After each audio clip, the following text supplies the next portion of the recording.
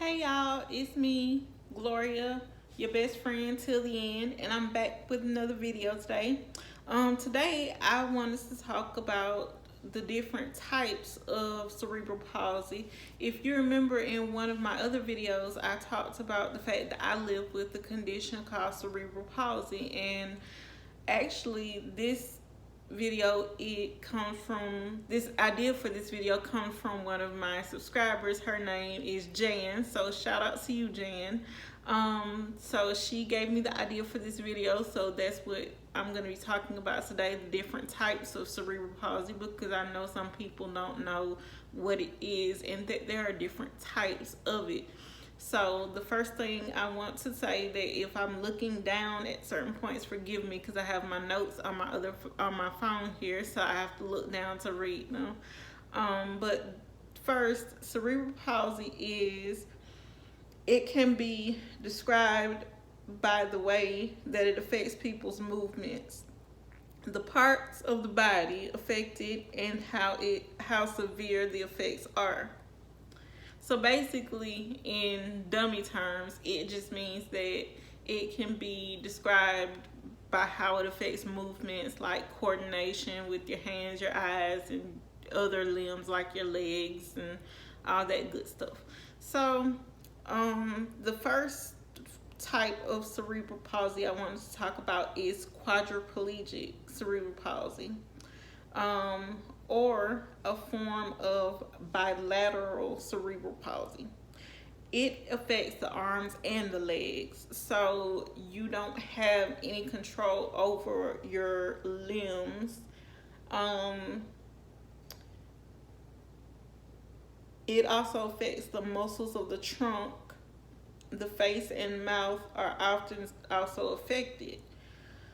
The second form of cerebral palsy would be Depleted cerebral palsy. I hope I'm pronouncing these right. So if I'm botching some of these words, guys, please forgive me because some of these I have never seen before. I thought there were only maybe 2 or 3 forms, but I'm finding out that there are a lot more forms as I did some research. These are just the ones that I picked out myself.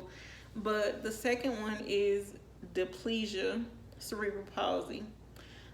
It affects the lower limbs, which means your legs, and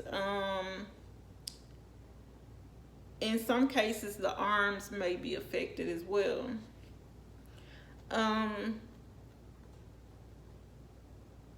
The third form of cerebral palsy I would like to talk about would be hemiplegia. In this form of cerebral palsy, it affects one of your arms and one of your legs. So you may have your right arm and your left leg may be affected, or in some people, their left arm and their left leg, or you get the picture. Basically, your arms and one of your arms and your legs are affected. So it could be your left side arm and leg, or it could be your right side arm and leg, or it could be your, like I said, your left arm and your right leg, or your left leg and your right arm. So there are other classifications and severities of cerebral palsy. Some of them are like gross motor functions, fine motor skills, manual ability, like you may not have the ability to open and close your hands, say for instance.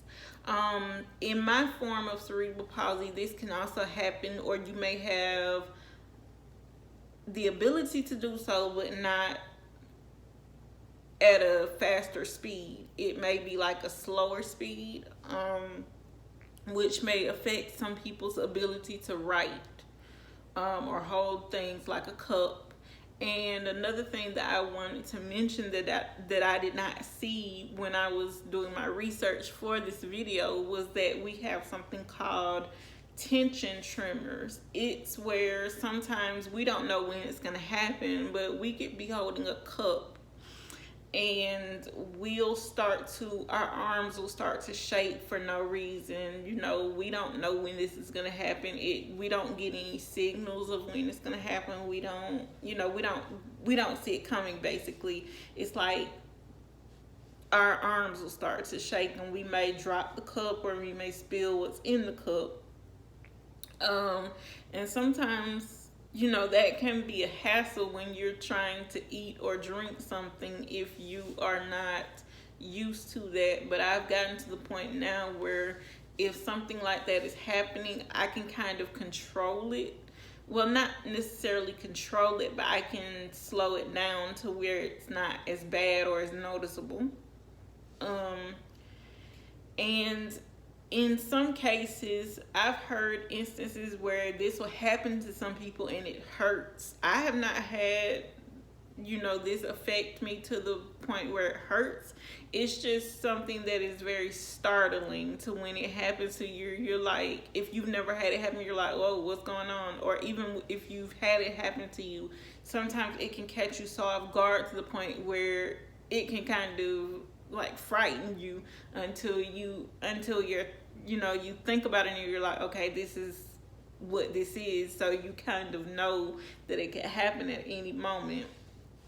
And then another thing that I did not see when I was doing my research was something called startle reflexes. Now, this can kick in for many people at any time. We can like have a issue where we might hear something and it might sound louder to us than the normal person, so it causes us to like jump or flinch or something. Or we can even be asleep and this may happen to us. We might jump or flinch or something like that, and we don't know it unless someone points it out to us. Now, I've had the issue where if I hear something, it startles me, so it causes me to jump or flinch or move or something like that. So therefore, it's like those sounds kind of bother me. And in some cases, I already don't like people walking up behind me, so that can cause even more of an issue if you're like me and you don't like people walking up behind you. Especially if someone scares you, that's even worse. I actually had an incident not too long ago where someone actually walked up behind me and I actually threw something at him because I forgot that he was like several feet away from me. I didn't even think he was awake, to be honest. So I actually threw something at him and it kind of, you know, freaked me out when he walked around the corner, and I'm like, okay, you're not supposed to do that. We've had this conversation that you don't just walk up on me. And that's another story for another time. So the next form of cerebral palsy is the one that I have, which is spastic cerebral palsy. It is what most of individuals live with. Anywhere from 70 to 80% of people with cerebral palsy have spastic cerebral palsy. It's actually the most common form of cerebral palsy. The muscles with this form of cerebral palsy, actually the muscles feel tight and stiff, and in some cases when the weather changes, this also causes our muscle tone to change. And we could also become stiff. Like, I know for me, for instance, I'm not sure if this is for everybody, but I know when it gets cold outside, my muscles tend to tighten and they start to hurt a lot more. I know some people who have cerebral palsy, they can't be too hot or too cold. I know that I'm one of those that it doesn't really affect me to be too hot or too cold. I just don't like to be too cold because, first of all, I don't like cold, and second of all, I know that when I get too cold, my muscles tighten and they stiff and they start to hurt.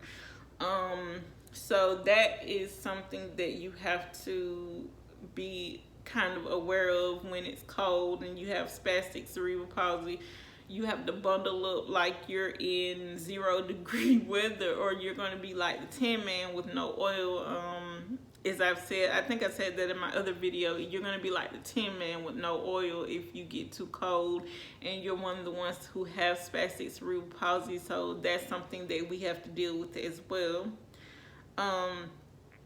The next form I want to talk about is dyskinetic cerebral palsy, and this affects 6% of people. This form of cerebral palsy, it affects the brain as well as most forms of cerebral palsy does. It causes involuntary movement. That means that you can, you know, your legs or your arms or even your whole body may start to shake uncontrollably or spaz, because most of us has spasms, and those, believe me, they hurt. They are no fun. I had one probably like a week ago. It was so bad it woke me up out of my sleep.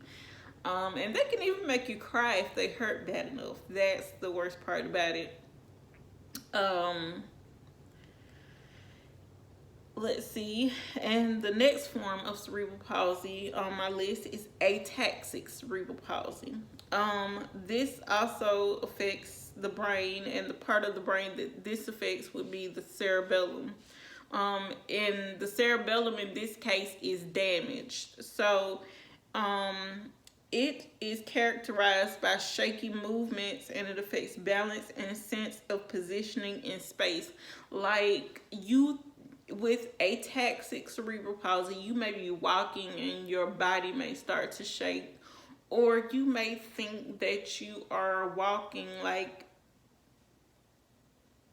you have balance, but in actuality you're walking as if you are intoxicated, but you're not. That's just another part of the cerebral palsy that many of us have to deal with. As far as the positioning in space, I think what they mean by this is you don't have the ability to judge how far you are away from something or how close you are to something. I think that's what they mean, but I'm not exactly sure because they don't give an accurate description of what this means. So if anybody out there knows what this actually means, please drop it in the comments and let me know if I'm wrong. And the next and final type that I wanted to talk about is mixed cerebral palsy. It's a combination of damage, so it attacks the cerebellum and the other parts of the brain as well. And it can, I think what this means as well, which I'm not really sure about this, is that you have, I guess, some form of all types of these that I just read to you. So you may have something where you may have some forms of spastic cerebral palsy, and you may have some forms of ataxic, or you might even have some forms of dyskinetic cerebral palsy. So you may have some of those, if not all of the ones that I've just described to you. If not those, you may have other forms of this condition. So another thing that I did not see when I was doing my research on this condition is the fact that a lot of people don't know that with cerebral palsy, a lot of times our immune systems are not that great to begin with. So for us, if we were to catch the flu, that's like, well, no, say if we were to catch a cold, the common cold, that's like catching the flu for us. So that's why I try to constantly keep my hands clean, you know, keep my living space clean. I try to use bleach, you know, as much as I can. I consider bleach and hot water my best friend because they kill a lot of germs. And I know a lot of people are saying, really, and a lot of people, if you know me and, you know, if you know me personally, I mean, I take a lot of baths and showers because I feel like if I don't stay clean, then there's a chance that I could get sick. And like I said, catching a common cold for me is like catching the flu. And a lot of times when I catch the common cold, I have asthma as it is. So it can turn into bronchitis or anything for me. So I try to limit what, the number of sick people that I come into contact with, because I know if I get sick, I'm really going to get sick. So with that being said, if anybody has cerebral palsy, know that your immune system is not that great to begin with, and know that if you are in contact with someone who is sick, there is a likely chance that you will get sick. So everybody, remember to wash your hands, cover your mouth when you cough or sneeze, because we don't want your germs. We don't even want our own germs. So with that being said, guys, that brings me to the end of this video, and I hope everybody like this video, comment, share, and subscribe, and tell your friends.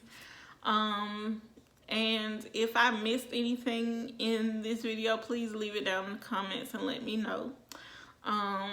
Until next time, guys, be safe and love each other, because there's too much hate in the world. Bye.